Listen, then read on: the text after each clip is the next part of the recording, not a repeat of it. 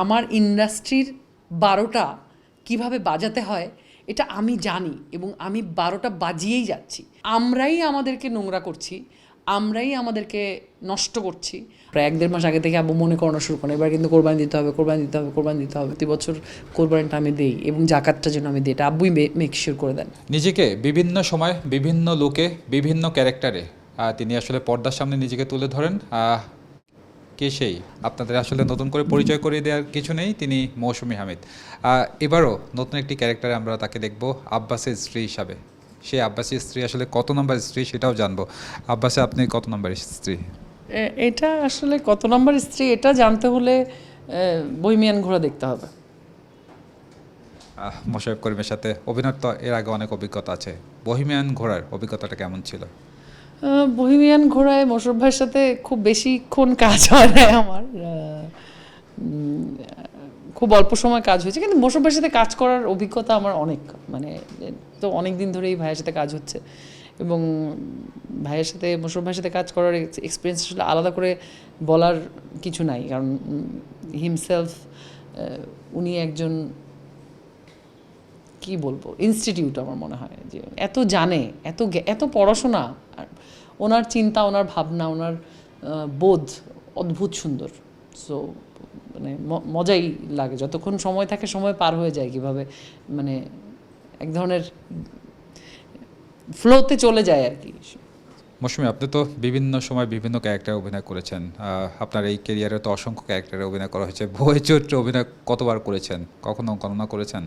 হ্যাঁ, স্ত্রী চরিত্রে অনেকবার, মানে তো অনেকবারই করা হয়েছে। মানে আসলে ওইখানে মানে সম্পর্কের চেয়ে আসলে চরিত্রটা আমি কি করছি ওইটা বেশি ইম্পর্ট্যান্ট আর কি। মানে মানে প্রত্যেকটা চরিত্র তো ইন্ডিভিজুয়াল, তো ওই ইন্ডিভিজুয়ালিটির জায়গা থেকে সম্পর্ক একটা পার্ট, যে সম্পর্কটা কেমন, চরিত্রের সাথে চরিত্রের সম্পর্কটা কি, ওটাও ইম্পর্ট্যান্ট, কিন্তু ওই চরিত্রের তো একটা আলাদা ইন্ডিভিজুয়ালিটি আছে।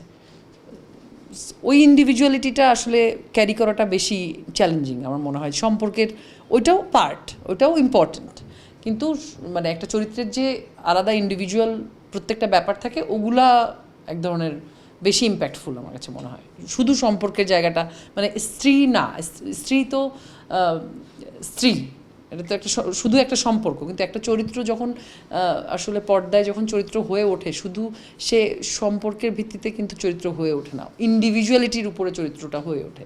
সো ওই দিকে বেশি মনোযোগ দেওয়া হয়েছে আর কি। 8 জন অভিনেত্রী, একজন অভিনেতা, এই নতুন একটি ফ্রেম আমরা দেখলাম রিসেন্টলি সোশ্যাল মিডিয়াও, মানে এই ছবিটা বেশ ভাইরালি বলা চলে। আসলে মানে এত অভিনেত্রীর সাথে কাজ করে আপনার কেমন লাগছে? আসলে আমাদের যখন বহিমিয়ান ঘোড়া দর্শক দেখবে তখন বুঝতে পারবে যে আসলে আমরা অলরেডি আব্বাসের একটা ভিডিও দেখেছি, প্রমোশনাল ভিডিও, যেটা ওর আব্বাস নিজের সম্পর্কে বলে, ওর স্বপ্ন, ওর ভয়, ওর ইচ্ছা। তো ওর ভয় হচ্ছে একজনের সম্পর্কে যদি আরেকজন জেনে যায় তাহলে কি হবে। সো গল্পটা একটু ওরকমই, মানে গল্পটা ওরকমই রাখা হয়েছে যাতে করে ওই মিস্ট্রিটা থাকে। সো আমি মানে আমরা জানি আমরা 8 জন আছি এখানে, কিন্তু এটা গল্প দেখতে হবে, দেখলে আসলে বোঝা যাবে যে আসলে এই 8 বইয়ের ভিতরকার কমিউনিকেশনটা কী। একটু ভিন্ন প্রসঙ্গে যাই, সামনে যেহেতু আর কিছুদিন পরেই ঈদের কেনাকাটা কেমন হলো? ঈদের কেনাকাটা এখনো করাই হয়নি। ঈদের কেনাকাটা মানে একদম শেষ মুহূর্তে কি করা হয় এমন কিছু? হ্যাঁ, শেষ মুহূর্তে করা হয়, বিশেষ করে ফ্যামিলির জন্যই বেশি কেনাকাটা করা হয়। ঈদের সময় আসলে নিজের জন্য ওইভাবে কিছু কেনাকাটা করা হয় না।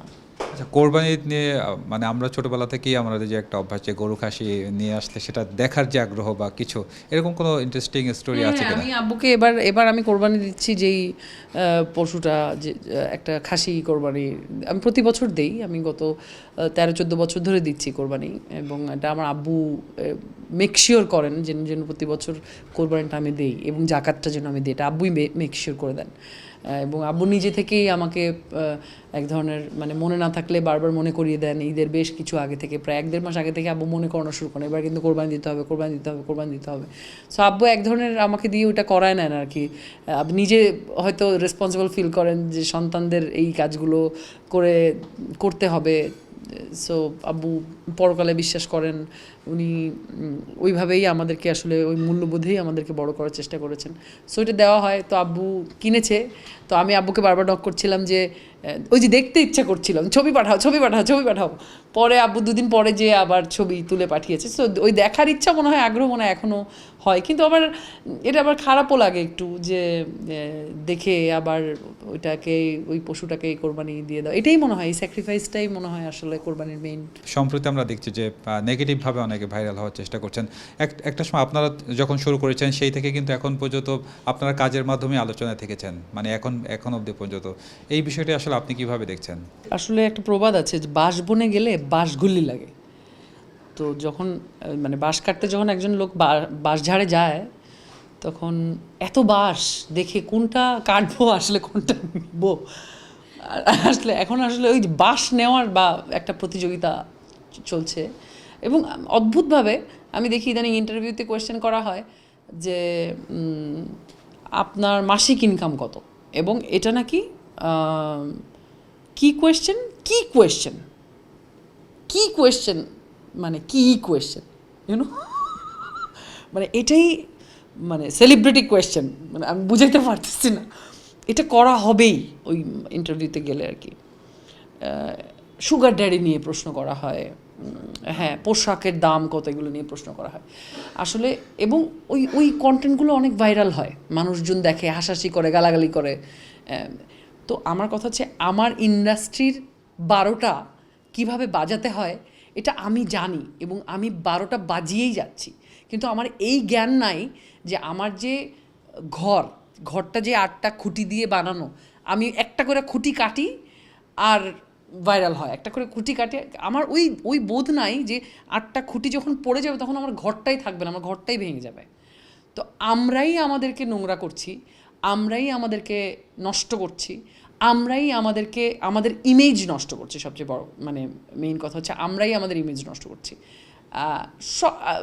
সবার সাথে এখন ক্যামেরা, এখন একটা মোবাইল থাকলেই শেষ জার্নালিস্ট, একটা টেলিভিশন চ্যানেল, মানে মোবাইল থাকলেই সে টেলিভিশন চ্যানেলের মালিক, যা ইচ্ছা তাই করতেছে, কোনো নীতিমালা নাই, কোনো মূল্যবোধ নাই। তো আপনি একজন আমার কলিগ, তার মানে আমরা একই সেক্টরে কাজ করি, যেহেতু আপনি আমার কলিগ। সো আপনি আমাকে এমন একটা কোয়েশ্চেন কেন করবেন যেটাতে আপনিও প্রশ্নবিদ্ধ হবেন বা আপনার ইমেজটাও প্রশ্নবিদ্ধ হবে? কিন্তু আপনি করছেন কারণ আপনার ফুটেজটা ভিউ হয়ে যাচ্ছে, মানুষ গালাগালি করছে, হাহারি এক দিচ্ছে। এবং এটা বোধহয় একটা রিসার্চে পাওয়া গেছে যে কোনো নেগেটিভ নিউজ 6 গুণ দ্রুত ছড়ায়। ওয়ালটন আবারও মিলিয়নিয়ার অফারে ওয়ালটন ফ্রিজ কিনে আপনিও হয়ে যেতে পারেন মিলিয়নিয়ার। এবং এটাই খুবই নর্মাল। এই যে একটা শিল্পী অ্যারেস্ট হচ্ছে, এটা নিয়ে তোলপাড় হয়ে গেল, অ্যারেস্ট হচ্ছে, কিন্তু পরে বিচারে দেখা গেল শিল্পীটা নির্দোষ হয়ে বেকসুর খালাস।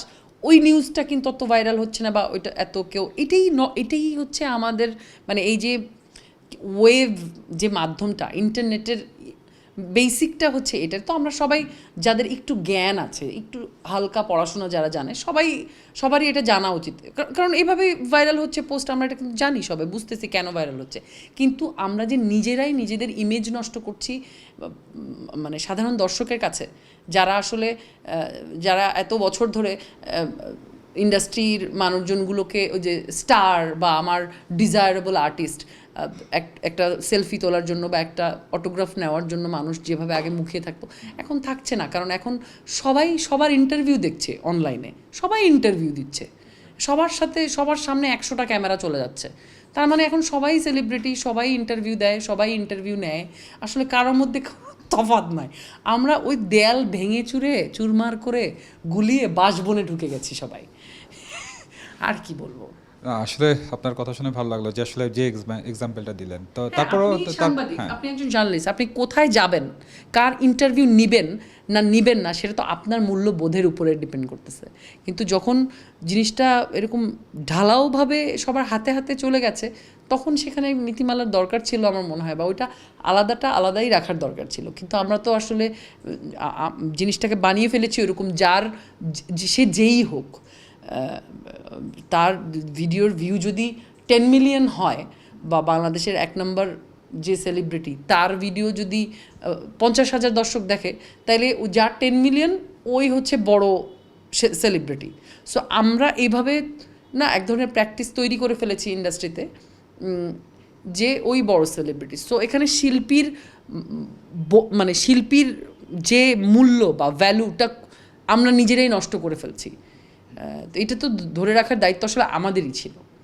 আমরা যদি সেটা নষ্ট করে ফেলি বা ফেলেছি, এখন সেটা কিভাবে উদ্ধার হবে? আমাদের ইমেজ নষ্ট হচ্ছে।